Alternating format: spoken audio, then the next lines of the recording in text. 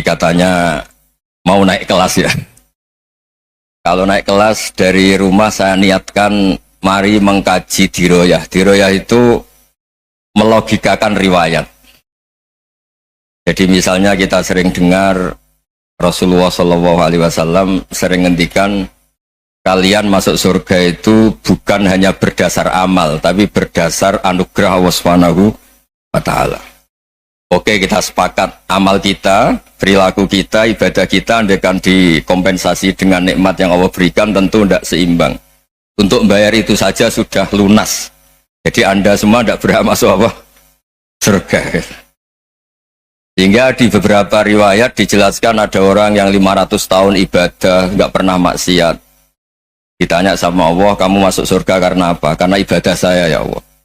Ya sudah, surga kamu 500 tahun saja karena ibadah kamu 500 tahun. Ini cerita umur-umur orang dulu. Ya Allah, katanya surga engkau ini selamanya. Ya kalau yang selamanya itu rahmatku. Kalau amal kamu terbatas ya surganya sesuai amal kamu ya terbatas. Ya sudah ya Allah, berarti masuk saya surga saya ini karena fadl engkau, karena anugerah engkau. Itu namanya apa? Diroyah. Diroyah itu satu kajian analisis di mana kita percaya riwayat, tapi kemudian punya logika, punya diroyah. Ini penting supaya tauhid kita ini kuat. Jadi dulu ada orang yang sangat cerdas, namanya Jubair bin Mut'im. Dia saking cerdasnya, juga kaya, juga tokoh, dikirim sebagai delegasi pembebasan Asra Badrin, tawanan Badar. Kemudian pas datang ke Masjid Nabawi, Nabi delalah pas baca Wattur wa kitabim mastur. Sampai pada titik Nabi baca am khuliqu min ghairi syai'in am humul khaliqun. Apakah penciptaan yang sedemikian canggih itu dimulai tanpa perwujudan, tanpa sesuatu yang real, yang maujud? Orang itu langsung bersimpuh, matur, ya Rasulullah saya Islam. Ada qalbi yatir, hampir hati saya, otak saya, pikiran saya itu terbang. Karena logika yang dibangun ateisme misalnya, kalau alam raya ini dimulai dari nihilisme, berarti logikanya apa? Al-adamu yakhluqu maujudan. Alam raya ini kan maujud, maujud itu ada. Kalau yang lebih dulu itu ketiadaan, berarti ketiadaan menjadi sebab kewujudan. Kalau dalam bahasa Arab itu al-adamu yakhluqu maujudan, sesuatu yang harusnya nggak jadi faktor karena ketiadaan menjadi faktor sesuatu yang nyata. Itu kan nggak masuk akal. Ya kalau alam raya ini ada al-adam sing yasbiku maujudan, berarti alam raya ini al-adamu yakhluqu maujudan, sesuatu yang tidak ada menciptakan yang ada.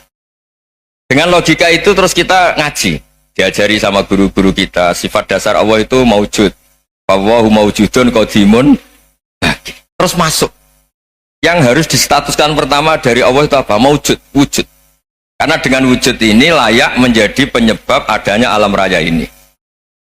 Sehingga ketika kita menolak faham nihilisme atau ateisme, faham tanpa Tuhan, tanpa pencipta awal, kita punya diroyah. Bahwa tidak mungkin ketiadaan ini menjadi sebab perwujudan alam raya ini.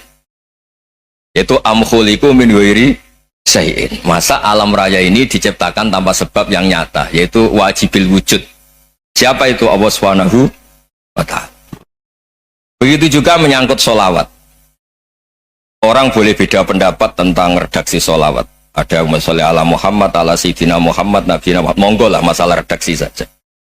Tapi setelah dianalisis, Nabi itu Pak Rektor, jadi Nabi setelah Nabi Isa saking dihormatinya sampai dituhankan.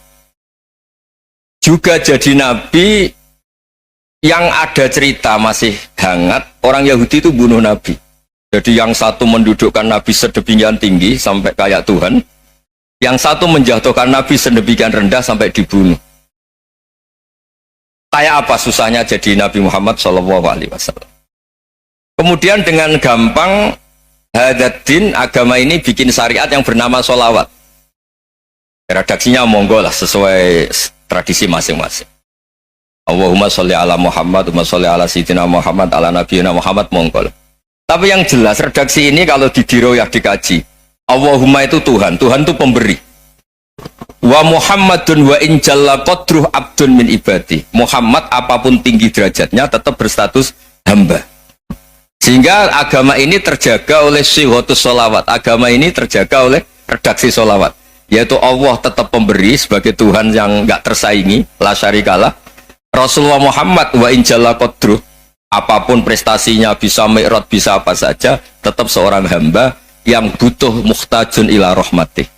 Jika redaksi Allahumma sholli ala Muhammad ini mengukuhkan yang Tuhan tetap Tuhan, hamba pilihan tetap hamba pilihan. Tentu dengan redaksi ini kemudian kita mendudukkan Nabi benar-benar posisi terhormat. Yaitu orang yang paling berhak dapat askat tahiyat, mendapat penghormatan Allah paling tinggi, yaitu Rasulullah Muhammad SAW. Dan itu diulang-ulang oleh Allah. Subhanalladzi asra bi abdi. Status hamba ini diulang-ulang. Lagi-lagi ini bernama diroyah. Bernama apa? Contoh ketiga misalnya fihi ayatum bayinatum maqamu Ibrahim. Dulu orang Yahudi itu ada diskusi masif. Syaratnya Nabi itu mbah-mbahnya harus Nabi, harus keturunan Nabi. Kemudian semua Nabi rata-rata di Palestina, di Syam. Lalu Muhammadnya asal-usulnya dari mana? Tahu-tahu orang Arab kok Nabi, padahal orang Arab itu dulu jahiliyah. Alhasil terus diceritakan bukti Muhammad ini turunan Ibrahim adalah ada jejak kaki Nabi Ibrahim di dekat apa? Ka'bah. Fihi ayatum bayinatum maqamu Ibrahim. Kalau Nabi Ibrahim pernah di Mekah, artinya beliau pernah meninggalkan turunan yang di Mekah. Itu bernama Nabi Muhammadun sallallahu alaihi wasallam. Itu disebut fihi ayatum bayinatum maqamu Ibrahim. Nah, itu namanya diroyah. Diroyah itu satu perilaku keseharian kita beragama, kemudian tahu logikanya. Yang keempat misalnya, mangkana yu'minu billahi wal yaumil akhir falyukrim apa? Jaro. Orang yang iman karena Allah dan Rasul, maka memuliakan tetangganya. Andaikan pakai hukum sosial, tentu kalau tetangga kita baik, kita baik. Kalau kurang baik, kok kurang penggawean kan gitu. Tapi dulu itu pernah ada seorang ulama itu dibully ya, dikerjain sama anak muda tetangganya. Pak Kiai datang ke rumah saya, orang ini datang. Kemudian setelah di rumahnya, saya tidak jadi butuh sama Pak Kiai, silahkan pulang. Itu Kiainya senyum menikmati. Dan itu terulang 3 kali. Dibully seperti itu, dikerjain terulang 3 kali. Lalu tetap Kiainya tuh asik, seneng sekali.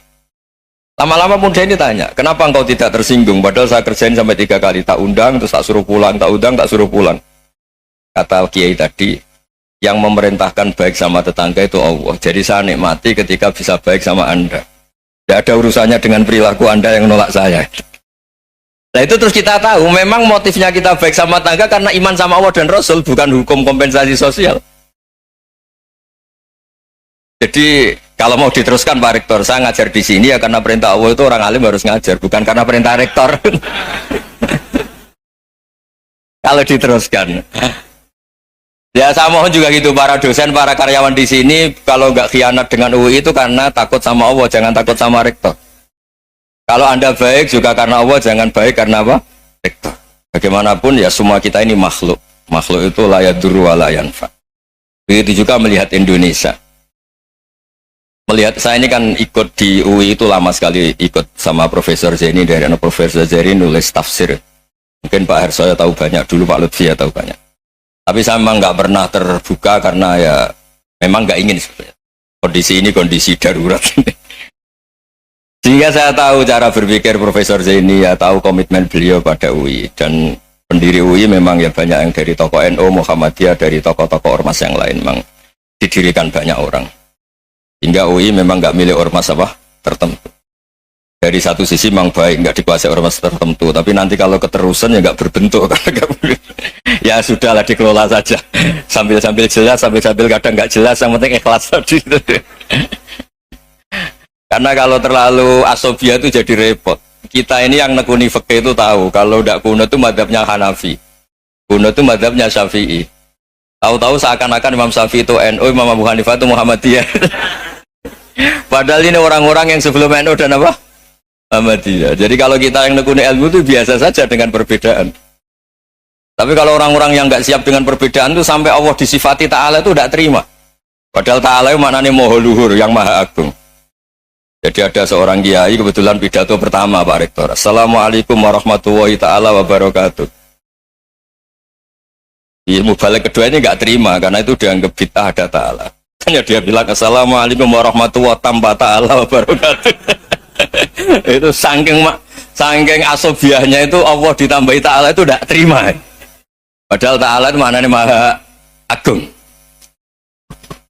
Nah itu kan jadi repot kalau asobiah gitu. Kalau kita ngadepi perbedaan itu biasa saja. Karena kita mungkin bacanya banyak, lihat hal-hal seperti itu ya biasa saja. Karena dulu itu perbedaan itu urusan sudut pandang. Ya saya ulang lagi, perbedaan itu sudut.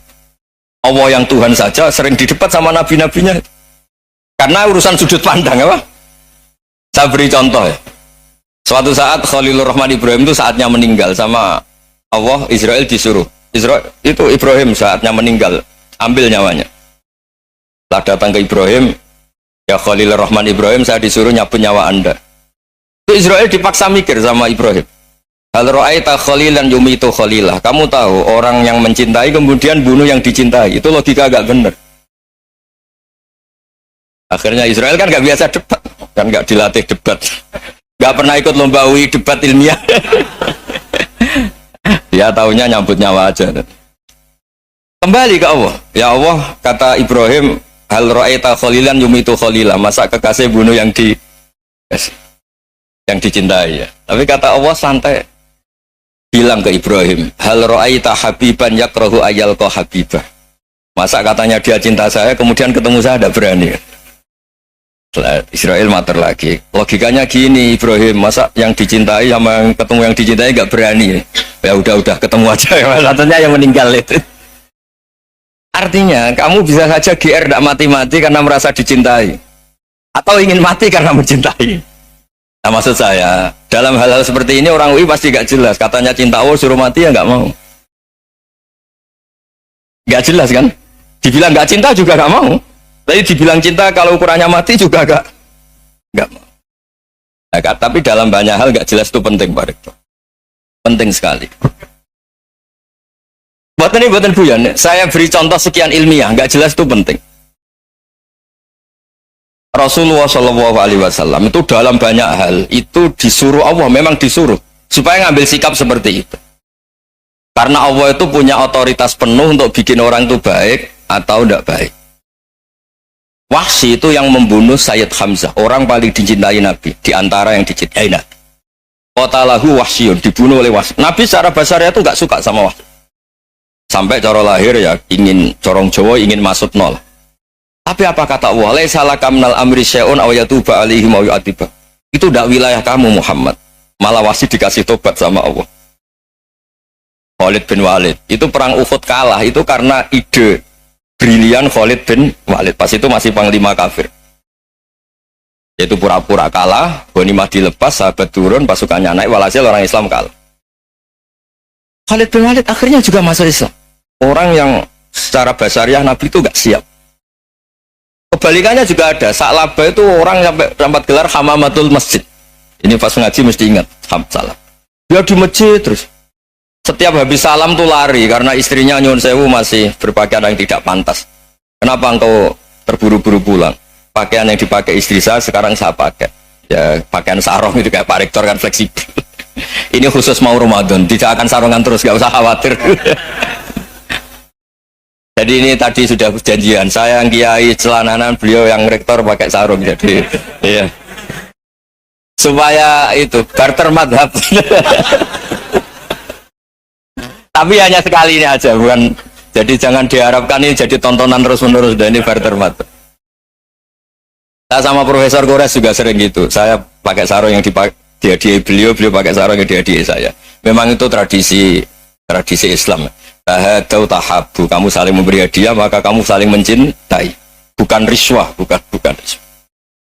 Walhasil terus Sa'labah ini buat saya didoakan Nabi supaya saya kaya, supaya tidak sering ganti-ganti pakaian seperti ini sama istri saya. Jangan-jangan kamu miskin itu lebih baik, ngotot minta didoakan. Didoain Nabi kaya terus lama-lama ninggal sholat, ninggal jamaah. Itu Allah belum tersinggung. Yang mulai Allah tersinggung itu kan saya sering fatwa di mana-mana, sering memberi saran. Mumpung kamu miskin itu sering sedekah, karena kalau sudah kaya itu tidak bisa. Saya memberi analogi gini, kalau saya masih santri miskin punya uang 100.000, diminta guru saya 50 tak kasihkan, padahal itu 50%. Punya 2 kambing kurus, diminta guru saya 1 pasti tak kasihkan, padahal itu 50%. Jadi kalau punya sapi Brahman atau sapi limusin yang harganya itu 100 juta, punya 2, diminta 1 boleh enggak? Enggak boleh. Saya punya motor butut 2, diminta teman saya 1 boleh, tapi kalau Davidson Harley itu nggak boleh. Nah, walhasil itu kalau kita miskin, misalnya kita zaman kuliah atau zaman mondok atau zaman apa saja, punya uang 100.000, nartik temannya sampai 50.000 kan biasa.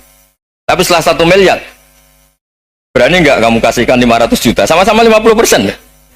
Enggak kan?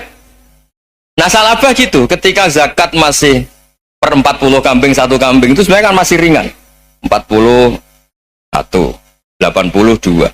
Kambingnya itu sudah mabenal jabalen. Barang dihitung zakat karena sudah ribuan, jumlahnya sampai 400 kambing.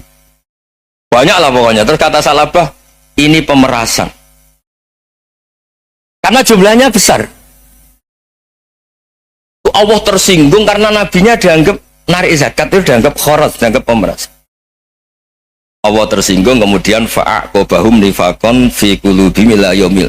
Dia ditakdir munafik. Semenjak itu terus tadi kembali gak jelas tadi. Barkohnya gak jelas itu menjadi orang tuh bijak. Ini sekarang nakal, jangan-jangan nanti jadi orang baik. Yang sekarang baik, jangan-jangan suatu saat jadi tidak baik. Semua orang introspeksi.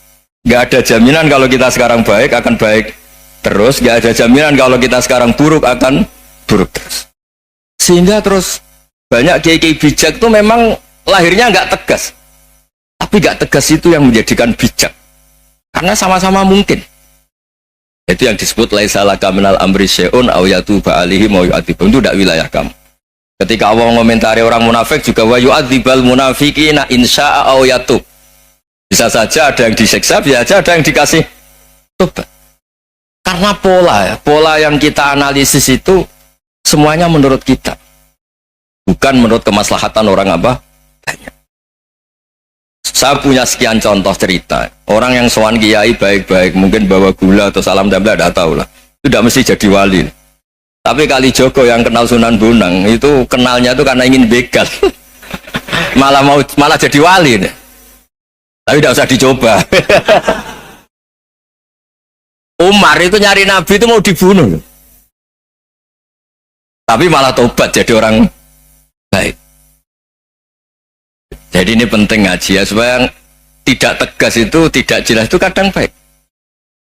Nah termasuk saya juga termasuk dia yang milih tidak jelas. Saya sering gojlok gini, Fajar Hadili ini murid-murid saya sering saya gojlok. Kalau semua sistem pendidikan kayak kampus, kayak UII, kayak UIN semuanya, itu sistem yang bagus karena tertib, jam kuliahnya jelas, mata kuliahnya jelas.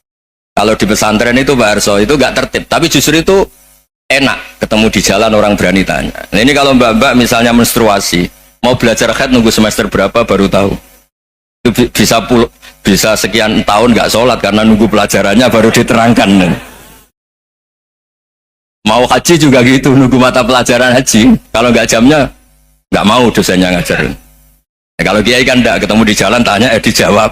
Jam berapa juga dijawab. Artinya Indonesia itu berkah, ada sistem kampus yang tertib. Ya semoga termasuk tertib gajinya. Tapi tertib gajinya itu juga sebenarnya rugi. Saya sering ada pegawai negeri Gus, tolong doain saja di PNS enak aja. Gajinya tetap. Kata saya nggak mau kalau gaji saya tetap. Kok bisa Gus enak tiap bulan mesti dapat gaji. Kalau tetap nggak naik-naik kata saya. Kalau kiai gajinya nggak tetap, tapi di atas yang tetap kata saya. Artinya Indonesia itu berkah. Kalau semuanya pakai sistem pendidikan setertib ini, orang mau tanya haid ya nunggu pelajaran haid. Bab haji nunggu pelajaran haji. Tapi kalau ketemu kiai itu enggak. Ya pokoknya saya pernah di pasar, Gus mau tanya apa? Anak saya keluar darah terus gini-gini. Padahal biasanya haid hanya 7 hari gini-gini. Ya sudah kembalikan ke biasanya, rudat kilal adat. Itu enggak usah sowan ke rumah. Juga enggak registrasi dulu, enggak daftar dulu. Ya ini enggak nyindir cerita saja. Supaya ini bukti koalisi beneran. Jadi saya yang kiai gak tertib jam, koalisi sama yang tertib jam. Jadi kalau semuanya sistem kampus, nanti pertanyaan itu enggak bisa on time, enggak bisa setiap saat. Makanya Indonesia itu berkah. Kiai-kiai yang alim yang di jalan-jalan banyak, juga kiai yang di kampus dokter-dokter fikih banyak, yang nekuni ilmu umum ya banyak, macam-macam. Itu masalah itu kalau saling mengadili itu baru masalah. Misalnya kiai ngeluh nggak enak jadi kiai tidak punya gaji tetap, yang dosen ngeluh nggak dicium tangannya. Karena memang unik Indonesia itu. Kalau guru fikih kok dosen itu tetap nggak dicium tangannya. Karena pikirannya anak-anak itu sudah bayar disuruh nyium. Itu kayak di alam sadar tuh gitu. Kalau kiai itu kan anak-anak gak bayar itu. Ya upahnya cium tangan itu. Makanya kalau kiai tidak keramat bisa mati karena cium tangannya doang bisa mati itu kiainya. Ya ini cerita supaya saling menghormati saling menghormati. Jadi kalau makanya itu pakar-pakar akhlak ya, pakar-pakar etika peradaban. Itu tertampar betul ketika Nabi urusan ilmu itu mengabaikan itu. Kalau sudah urusan ilmu, misalnya begini, ada urusan ilmu, ada mbak-mbak cantik atau ibu-ibu cantik. Itu dalam Islam itu diajarkan jangan sopan-sopan banget. Kata Nabi, karena kekuatan ilmu itu di atas kekuatan akhlak, di atas kekuatan adab. Ya nisa an-nabi lastunna ka ahadim minan nisa. Ini taqaitunna fala takhdu'na bil qaul. Fa yatma alladhi fi qalbihi maradun. Misalnya ada babak cantik, menarik, kemudian sopan misalnya sama Pak Fajarin sama dosen-dosen. Monggo binara. Wah itu bahaya pikirannya kemana-mana itu. Orang yang imannya pas-pasan, berarti mau. Maksud saya kalau cantik, menarik, ketemu di jalan, biarin aja dosennya mau kemana, biarin aja. Gak usah dihormatin. Kalau dihormatin, Pak mau kemana sadar no bisa bahaya. Tak biarin aja. Kalau tanya, Dek ini alamatnya mana? Cari sendiri Pak. Karena hanya dengan cara itu si Pak dosen ini gak kepikiran. Gak ada orang suka orang kedus itu gak akan. Tinggal sudah cantik, sopan. Wah bisa pikirannya macam-macam. Itu ilmu. Fala takhdu'na bil qaul. Kamu jangan terlalu lirih kalau ngomong. Fayatma alladzi fi qalbi maradun. Orang yang pikirannya masih kotor pasti berpikir yang negatif. Anda mungkin demi sopan sama dosen Anda. Tapi sejauh mana dosen Anda juga berpikir positif. Itu kan uji iman sama uji nyali. Nah, sama pejabat yang sopan sama kiai mungkin punya Alphard, punya Robicon, punya terus bawa uang banyak.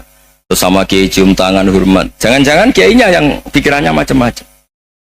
Ini berarti bisa jadi muhibbin potensial misalnya. Nah, saya ini termasuk kiai yang pengagum ilmu. Sehingga saya sama orang yang medit, yang kikir sama saya itu saya senangnya bukan main. Kenapa? Karena kalau orang medit itu gak berhak nuntut. Tapi kalau orang lomo 1 juta minta surga, 2 juta ya minta apa? Surga. Gus, salam template 200.000 aja kadang minta surga. Tapi kalau yang kikir-kikir ya sudah salaman tok sudah, gak minta apa-apa kan dia tahu diri, nggak bayar kok minta. Maksud saya Islam itu luas, dinikmati saja, Pak. Dinikmati saja. Nah itu diroya, maksudnya itu diroya. Diroya itu kamu tahu aturan Islam itu kamu harus yakin khairihi wa syarrihi minallah, semua itu ujian, tapi kemudian dikaji. Makanya saya ini termasuk pengagum Imam Syafi'i. Imam Syafi'i itu dikasih tahu. Ada orang yang di depan engkau cium tangan hormat tuh di luar ngomong-ngomong, ngata-ngatain Anda. Imam Syafi'i tertawa-tawa sewenang. Loh, Anda ini dikata-katain di luar kok tidak kamu anggap munafik malah tertawa. Berarti saya wibawa, di depan saya nggak berani. Dianggap enteng saja. Dibilangin, sebagian orang kampung sini nggak suka sama engkau. Baguslah, tidak akan pinjam uang sama saya. Di mana-mana orang pinjam minta tolong itu karena seneng. Kalau benci kan enggak. Intinya dianggap enteng saja. Yang terjadi di dunia itu semuanya dianggap enteng saja. Man asa ilaika faqat atlakoka. Yang berburuk sama kamu itu membebaskan kamu. Coba kalau akrab, titip. Ya misalnya akrab sama Pak Fajar, bilangkan ke Pak Rektor, sangkat tuh jadi guru tetap atau apa, kan ribet. Kalau tidak cocok kan nggak minta apa-apa. Makanya hati-hati Pak Rektor sama yang akrab-akrab. Itu dulu saya juga nggak paham. Di antara wasiat Bapak yang sering diulang-ulang tuh itu. Suatu saat kamu jadi kiai, ngelola orang nggak seneng tuh gampang, sudah situ orang lain. Tapi kalau ngelola orang nggak orang seneng tuh repot, mintanya aneh-aneh. 100.000 aja minta surga. Hanya teman tenis saja minta naik jabatan. Intinya itu ya sudahlah dikelola. Yang seneng ya berkah, mungkin teman berjuang, teman diskusi. Yang nggak seneng ya berkah, karena ini tidak minta macam-macam, enggak seneng. Nah itu namanya diroya. Diroya itu satu kajian keilmuan yang menjadikan kita ini nyaman dengan riwayat-riwayat panduan-panduan dari Rasulullah Shallallahu Alaihi Wasallam kayak tadi. Kenapa sih tentang baik sama tetangga, baik sama tamu? Hitung-hitungannya itu mangkana yu'minu billahi wal yaumil. Saya pernah dicium sama orang miskin yang akut miskin betul. Itu tak ajarin Anda ini lebih hebat ketimbang orang-orang kaya. Misalnya gini. Misalnya ada komunitas rektor atau kiai besar. Saya ini kata orang banyak termasuk kiai besar. Mungkin kalau pinjam uang itu karena mau beli mobil, aksesoris mobil, karena kita kiai top atau rektor atau orang-orang top.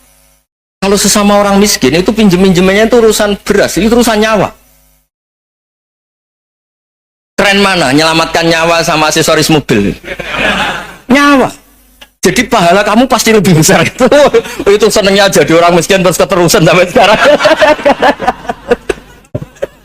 Itu ya coba kalau menteri sama menteri, rektor sama rektor, kira-kira pinjamannya apa Pak Arso? Kan kalau mau beli mobil atau mau umroh VIP, pokoknya yang keren-keren.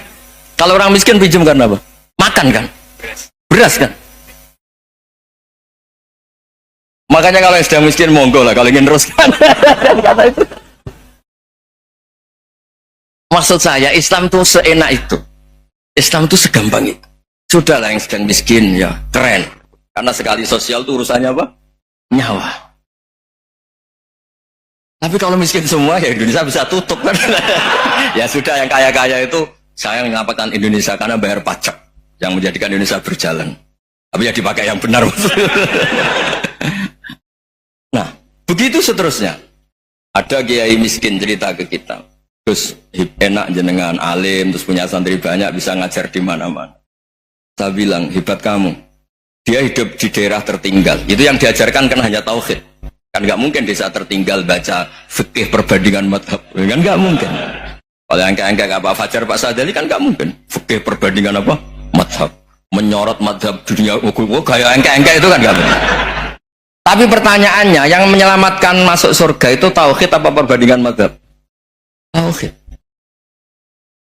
Ini hanya mengajarkan fardu kifayah sunat-sunat. Ini Anda mengajarkan fardu ain. Surganya dulu kamu. Oh terus senangnya jadi kayak gitu. Karena yang diajarkan apa? Tauhid. Sementara kita yang gaya-gaya ini ajarkan perbandingan apa? Ada studi banding ke Al-Azhar kemana-mana. Ini enggak tauhid.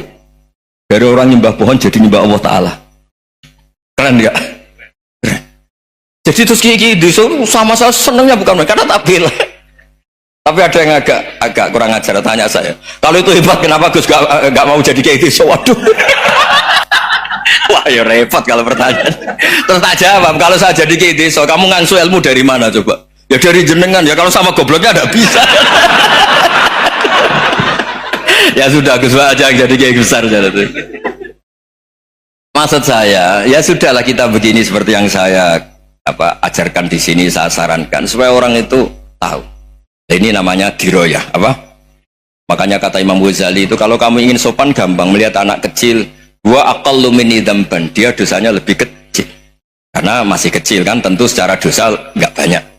Kalau melihat orang yang tua, wa aktsaru minni ibadatan, dia tentu ibadahnya lebih banyak karena umurnya lebih banyak.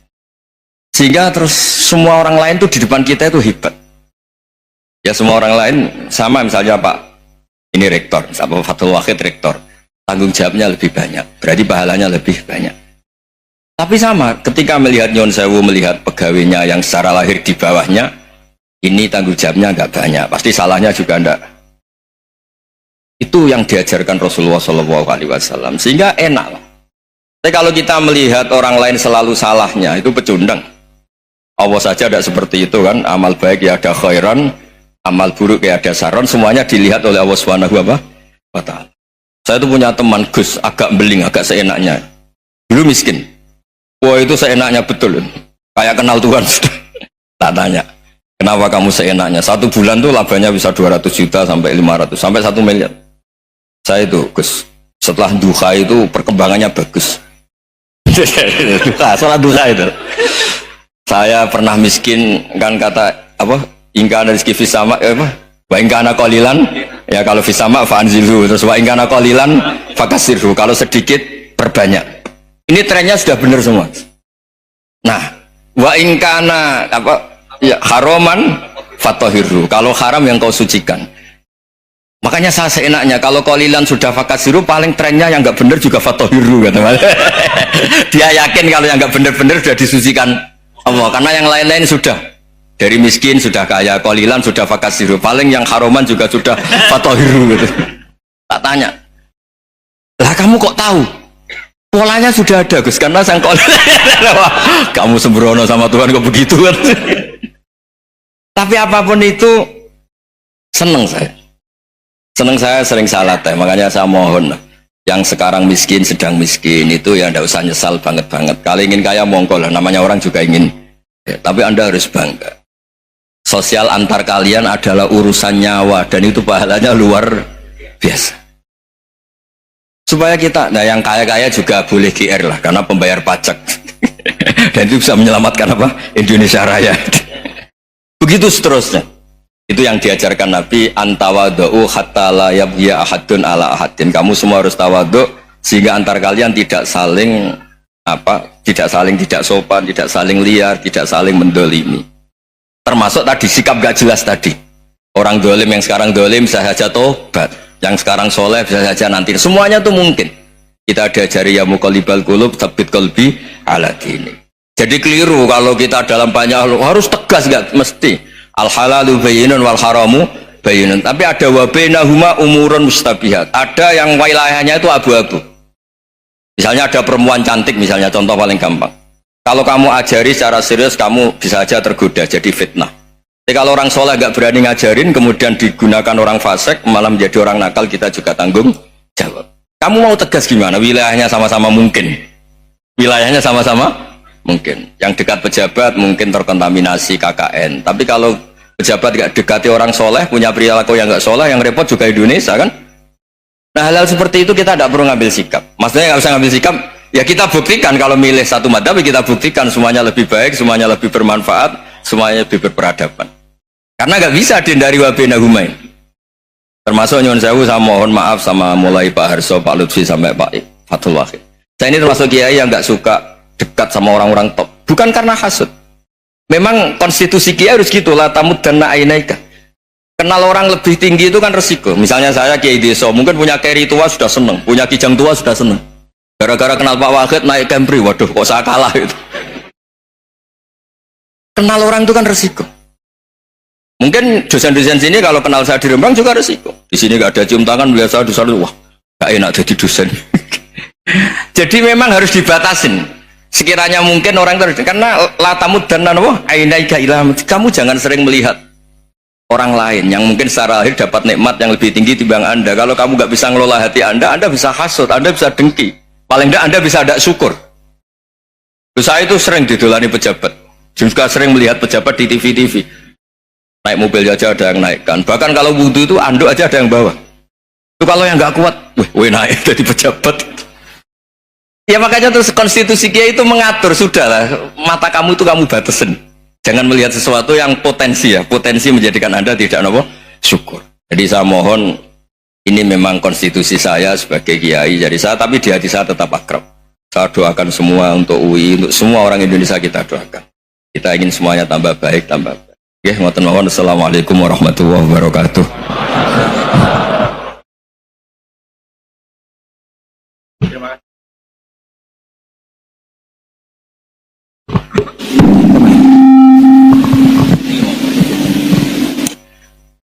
Terima kasih Gus Ba untuk pencerahan yang luar biasa. Kita masih punya waktu 28 menit. Kalau Gus Ba berkenan, apakah ada yang ingin bertanya?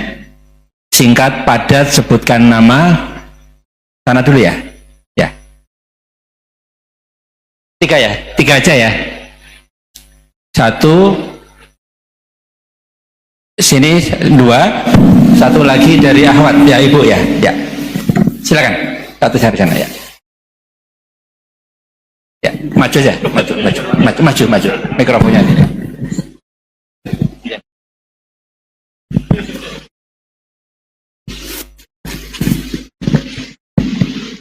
Bismillahirrahmanirrahim. Assalamualaikum warahmatullahi wabarakatuh. Perkenalkan Gus Baha. Nama saya Boyi. Mungkin agak beda dengan pada umumnya. Saya bukan dari kalangan santri, tapi ketika mendengar ceramah Gus Baha pada awal-awal saya kuliah itu merasa kok kayak sebelumnya kenapa tidak masuk santri aja gitu. Karena ternyata toh yang diajarkan juga banyak dasar-dasarnya atau prinsip-prinsipnya yang sama dari jalur berpikir dan lain sebagainya.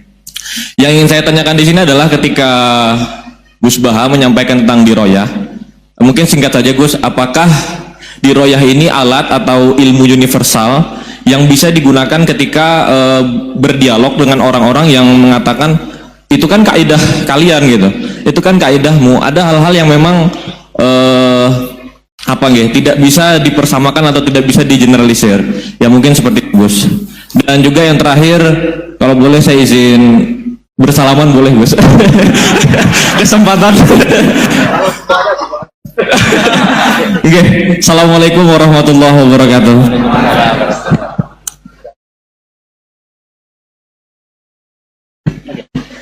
Baik, kita kumpulkan dulu satu lagi ya.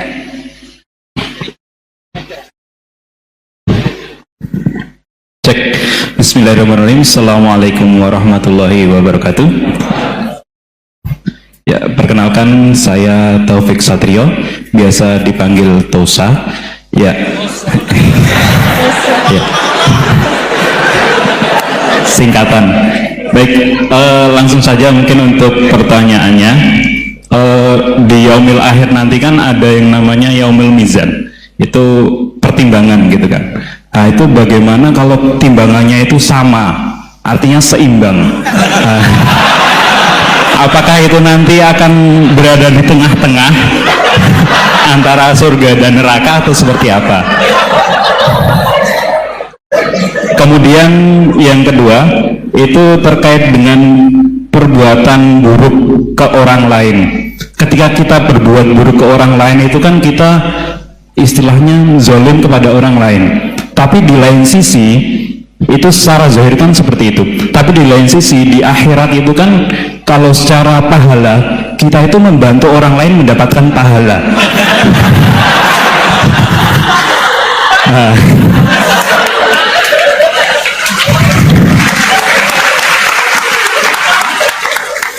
Jadi seperti apa Gus? Terima kasih. Assalamualaikum warahmatullahi wabarakatuh. Terima kasih Mas Tosa ya. Ya, silakan Ibu ya.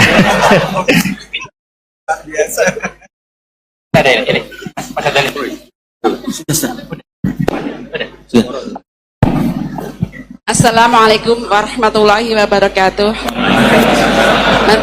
Perkenalkan saya Nazula Hasanah. Mau bertanya, apakah perbedaan NU sama Muhammadiyah?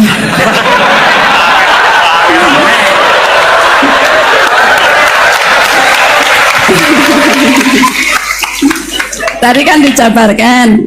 Terus dalam sholat subuh itu kan ada yang pakai doa kunut, ada yang enggak. Tolong jabarkan.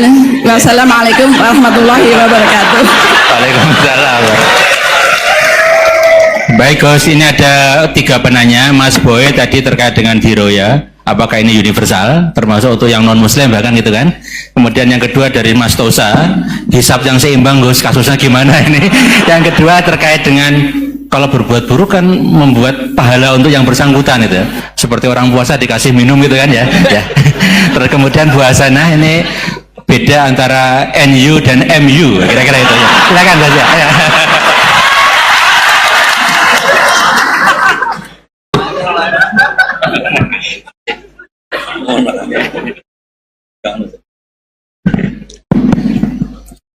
Bismillahirrahmanirrahim. Sebelum saya jawab, saya senang kalian semua senang dengan sesuatu yang taat itu. Banyak orang untuk senang nunggu maksiat dulu. Mungkin melihat perempuan yang tidak mahram, melihat sesuatu yang maksiat. Jadi ini spesial. Majelis ilmu tapi nopo senang. Ini sesuai rencana Tuhan lah. Seorang itu senang dengan taat, senang dengan ilmu. Ini luar biasa, no? Luar biasa. Tadi pertanyaannya kalau diroya, jadi Islam itu agama untuk logika objektif. Jadi diroya itu ya global, universal. Misalnya saya beri contoh Tuhan yang satu. Itu dulu, saya ulang lagi, dulu itu ada imam namanya Imam Amudi. Itu pengajar matematika, Mas Boy. Pengajar matematika. Itu kan nggak lazim, tapi kiai kok pengajar apa? Singkat cerita, ini cerita keramat. Kalau kalian nggak paham ya keramat sendiri. Jangan nggak paham menentang. Singkat cerita, di antara keramat beliau itu Allah itu nyuruh para malaikat disuruh ngaji matematika sama dia. Ngaji tauhid, tapi disebut sama Allah ngaji matematika. Ternyata apa? Cara ngajarkan gini. Misalnya ngajarkan diterang titik angka 2, 3 sampai 1 miliar 1 triliun. Nisbatus naini ila ma la nihayatalah. Itu nisbatul fard asli.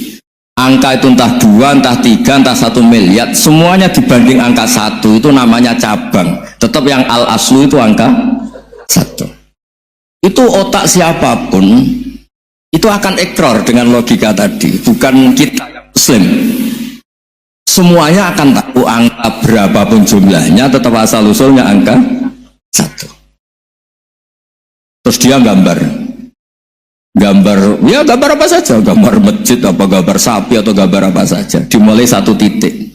Gambar ruwet maupun gak ruwet tetap saja dimulai 1 titik. Nuktotul wujud. Jika kalau zaman saya ngaji, Pak Rektor ngaji dulu diterangkan semua makna Quran ada di Fatihah, Fatihah ada di Bismillah ya, Bismillah itu ada di titiknya, titiknya bak. Nah, kenapa ini hebatnya Quran? Kenapa dimulai dari 1 titik? Untuk maklumatkan semua alam raya ini dimulai dari 1 titik, yaitu wujud Allah. Logika seperti itu kan orang nggak terima gimana? Mbok gambar seruat apapun dimulai dari mana coba? 1 titik. Angka sebesar apapun dimulai angka apa? 1. Jadi diroyah itu ya universal gitu maksudnya. Ya gitu Mas Boy ya. Jadi diroyah itu universal. Ya soal ada yang belum dapat hidayah apa itu nomor 2, tapi logika yang dibangun Islam itu. Terus pertanyaan kedua apa? Draw tadi. Bisa. Kamu ingin draw? Ini kasih nih, nggak pernah ngaji Quran itu. Di antara yang diterangkan Quran detail itu Ashabul A'raf apa?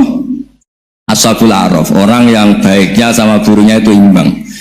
Itu sudah disediakan nanti di surga itu ada pagar. Kamu ingin di situ? Pagar pembatas, no? Pagar pembatas di surga ndak, neraka ndak.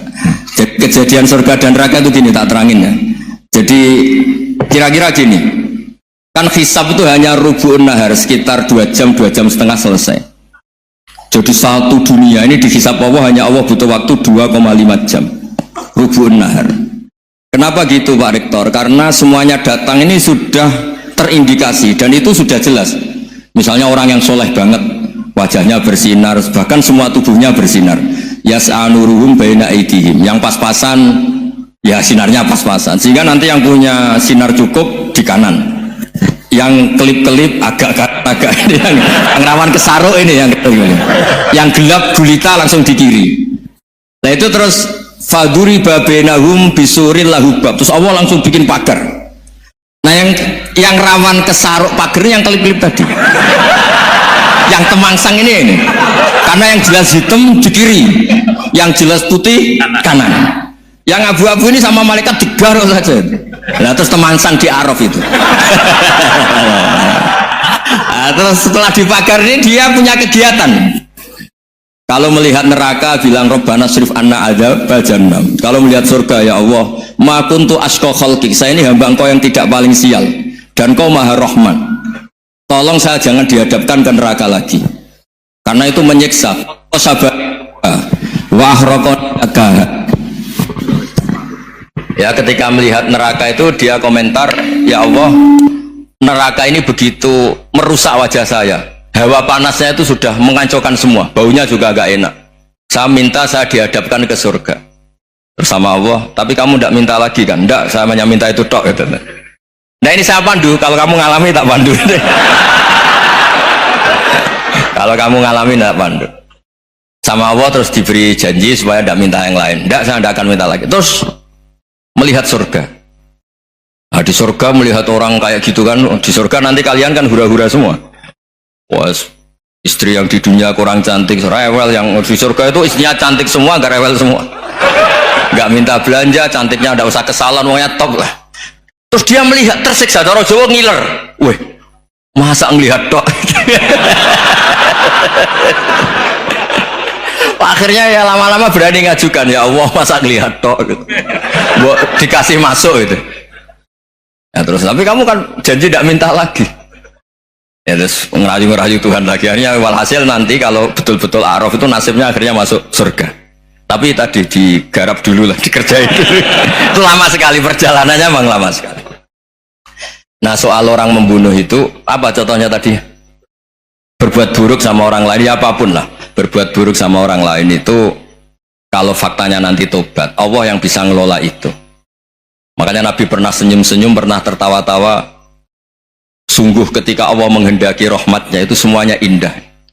Yaqtulul qatil fayatubu hadza. Jadi ada orang yang saya membunuh, terus dia tobat serius, kemudian al-maktul yang dibunuh ini masuk surga karena madlum, qatilnya karena tobat serius juga masuk surga. Ya begitu juga di kedzaliman-kedzaliman yang lain. Jadi ya makanya tobat itu penting sekali. Ya taruh saja begini yang terkenal ya, contoh Wahsy itu jelas di surga karena syahid dibunuh Wahsy. Apa Hamzah? Hamzah ini jelas di surga karena matul syahidan, dibunuh secara syahid oleh Wahsy.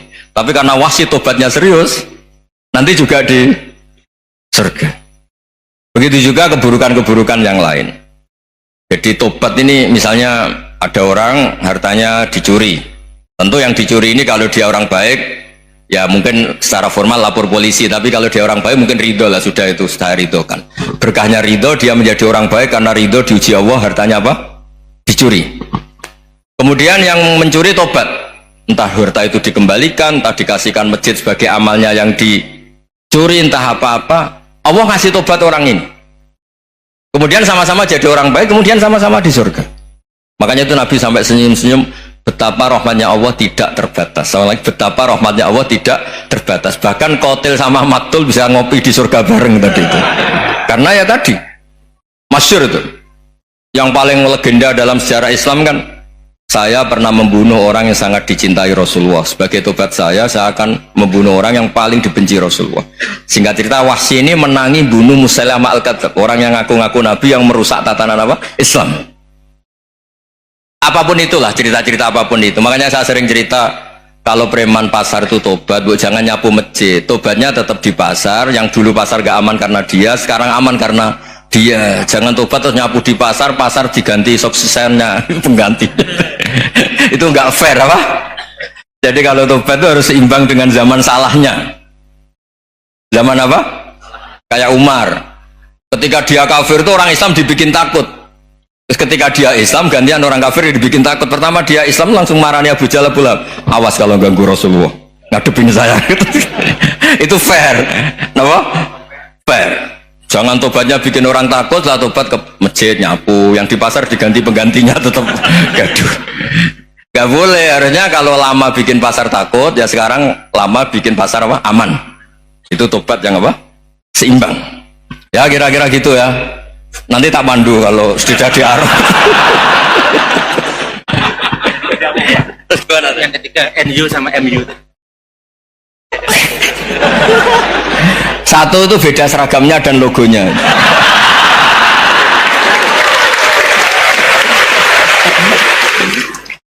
Kedua, nama ketua umumnya. Ketiga, tanggal acara besarnya. Muktamar Muhammadiyah dan NU itu beda. Sudah beda satu abadnya. Tentu dulu Muhammadiyah. Tapi begini ya, perbedaan itu nggak bisa dihindari karena tadi ada sudut pandang apa? Ada sudut pandang itu nggak bisa dihindari. Ini cerita yang nyata ya. Saya ulang lagi, senyata-nyatanya. Andaikan betul Rasulullah itu hanya kunut 1-2 kali, maka kalau menurut mazhab Syafi'i, apa salahnya melakukan sunnah terus-menerus meskipun Nabi itu melakukan hanya beberapa kali? Karena pertama, sesuatu yang pernah dilakukan Nabi pasti akan menjadi sunnah yang terus-menerus. Nabi itu puasa Senin Kamis juga tidak selalu. Salah kalau ada orang bilang, Nabi malah takut kalau ibadah sunat dilakukan terus-menerus, karena nanti takut dikira wajib. Itu masyhur dalam kaidah usul fikih. Tapi yang tidak kunut juga ada salah, karena ya tadi Nabi ya pernah kunut, Nabi juga pernah tidak kunut, karena nabinya orang banyak. Kan bukan Nabi kelompok tertentu, no? Jadi sederhana. Terus menyangkut ini, dengerin betul, sujud. Sujud itu banyak ulama yang mengatakan untuk sah itu harus melibatkan 7 anggota. Umirtu an asjuda ala sab'ati azumin al jabha wal yaden warrubaten wal qadamen. Saya diperintahkan sujud itu melibatkan 7 anggota, yaitu jabha, yaden 2 tangan, 2 lutut, terus 2 qadamen. Tapi Imam Syafi'i ngendikan, andaikan ada pendapat yang mengatakan ukurannya cukup jabha, maka itu juga benar. Karena Nabi ketika sujud ngendikan sajadalaka waj'i wa sam'i wa basori. Ya Allah telah sujud ke engkau wajah saya, jabha saya. Nabi tidak menyebut tangan, tidak menyebut rubaten, tidak menyebut qadamen. Ini wajah dua wajah, ukurannya itu hanya jabha. Itu kayak iya kayak enggak. Nah, hal-hal seperti itu yang menjadikan ada ijtihad. Ijtihad itu satu pemikiran yang cara sudut pandang itu kayak iya kayak enggak. Nah, itu terus ada al-madhaibul arba'ah. Terus ketika implementasi di Indonesia, dulu Mbah Ahmad Dahlan juga ngaji Mbah Soleh Darat, Mbah Hasyim Asy'ari juga ngaji Mbah Soleh Darat. Ketika di Mekah sama-sama ngaji Syekh Khotib Minangkabau, sama-sama ngaji Syekh Mahfud Termas. Jadi ya kalau di keluarga kita itu ya biasa aja, perbedaan-perbedaan itu selama masih ilmiah dan kebiasa aja. Karena memang ngelola sudut pandang itu nggak bisa ditertibkan. Nabi Yahya itu suka berkawan orang soleh, karena berkawan orang soleh itu enak. Tapi kalau Nabi Isa suka dadani desa-desa tertinggal yang masih macem-macem. Ketika ditanya, kenapa engkau suka berkawan orang-orang gitu? Ana tabibun udawil mardo. Di mana-mana kiai itu ya nyembuhkan yang sakit. Jadi kalau dakwah yang sudah iman tuh akeh tunggali gitu. Tapi dakwah gitu kan tantangan. Itu sudut pandang. Ada nabi itu yang tertawa terus guyon terus, yang satu murung terus. Ya sama, Nabi Isa dan Yahya kan satu angkatan. Mali aroka dohikan fakaan nama tak manumin makrillah. Kamu kok tertawa-tawa terus, seakan-akan nggak ada adab saja. Yang satu tanya, mali aroka abisan kaan nakata kenatu mir rahmatillah. Wong kok murung terus, kok dunia orang rahmat deh. Nah, Anda ini orang hebat. Guyu banter ya iso, nangis banter ya iso. Nah, itu sudah orang kombinasi itu. Isa ya mau, ya mau, Muhammadiyah ya gelem, NU ya gelem. Ya maksudnya sudah biasa aja. Karena tadi konstitusi NU yang mengatakan ibadah harus ikhlas karena Allah, Muhammadiyah juga sama harus ikhlas karena ya sudah, kalau karena Allah sudah selesai kan. Yang menjadi masalah itu kan identitas untuk hadun nafsi, untuk diri sendiri. Kalau kita ikhlas, masalahnya apa coba? Coba masalahnya apa coba? Imam Syafi'i pernah di Masjid Abu Hanifah yang tidak kunut, beliau nggak kunut. Ketika tanya, lima ada tarok tal kunut ikroman di hadal madhab, saya menghormati madhab ini. Jadi ya biasa. Sebaliknya juga sama, orang-orang Hanafi kalau Imam Syafi'i kunut ya ikut kunut. Karena kalaupun Anda yakin itu tidak disyariatkan, kamu juga yakin itu tidak membatalkan apa? Sholat. Itu yang perlu dicatat. Kalau Anda tidak yakin sunat, kan tidak yakin kalau itu membatalkan sholat. Jadi sebetulnya kalau dianalisis secara keilmuan itu ya semuanya normal. Karena tadi Rasulullah itu al-Bahrul Muhit, Nabi itu lautan yang luas sekali. Orang akan mengambil air sesuai kapasitas masing-masing dan akan merasakan kualitas air juga sesuai kapasitas masing-masing. Orang yang sangat haus melihat air seteguk ini luar biasa, tapi yang tidak haus mungkin melihat itu biasa-biasa saja. Jadi makanya saya mohonlah, sudahlah itu biasa saja, apalagi secara sanad ya sama, secara tradisi sama. Ya soal perbedaan harus dengan NU, antara Muhammadiyah juga biasa beda. Mungkin di UI antar rektorat juga beda-beda. Yang satu suka dekat rektor, yang satu suka enggak. Monggo asal itu niatnya ikhlas. Terakhir saya beri cerita, ada sahabat ditanya, "Sifli wajah Rasulillah." coba tolong saya ceritakan wajahnya Nabi kayak apa. Sahabat tuh nangis senangis-nangisnya. Kenapa engkau menangis? Saya itu tidak pernah melihat wajah Rasulullah SAW. Loh kenapa? Engkau kan sahabat. Sungkan sebagai bentuk penghormatan saya tidak berani melihat wajahnya. Sebagai bentuk penghormatan pada waktu Nabi, saya tidak berani sowan. Nabi di dalam punya keluarga, punya istri, punya cucu. Kalau saya sowan tuh ganggu. Ya masuk akal. Bentuk hormat itu tidak ganggu kan. Tapi ada orang-orang yang bentuk hormat, bentuk sayang itu sering datang ke majelis Nabi. Sama-sama masuk akal. Bisa didebat gimana? Sama-sama masuk akal. Ya sudah, itu ijtihad, maksudnya itu ijtihad, itu sudah sama-sama masuk akal. Abul Hasan Asyadili itu kalau kemana-mana pakai mobil mewah, pakai baju mewah. Ketika ditanya, Anda ini ulama kok pakaiannya mewah, mobilnya mewah, dan uang ra kepikiran nyangoni ya. Nah, tapi nak kowe tawaduk melas, terus dibalik numbalmu sakit, gue nang ra iso mulai kayak gini. Ya tapi misalnya semua gitu mesti ada yang salah paham, itu keangkuhan. Tapi kalau semuanya kelihatan gembel, nanti orang trauma jadi kiai, takut kayak itu. Ya sudah, itu wilayah ijtihad, sudah, tidak usah pokoknya sudah, yang penting ikhlas. Anda